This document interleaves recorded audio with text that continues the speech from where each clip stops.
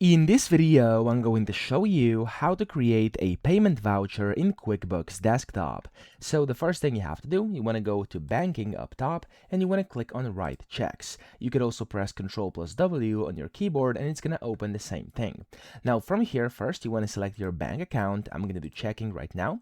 And then you have to basically select things over here. So pay to the order of, I'm just going to select something random. Like for example, I just do this express delivery service over here. Now again, this is just going to be an example, so bear in mind. Then over here you have the address, class, stuff like that. Okay, you can change this, so I'm going to change this to remodel, and you have the memo if you want to as well.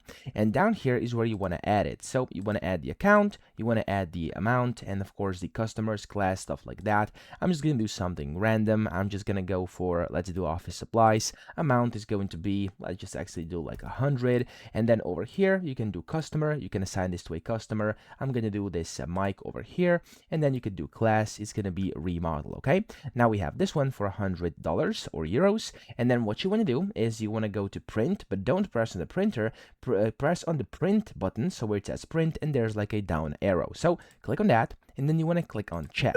Now you can give your printed check a number. I'm going to leave it like this by default and click on OK.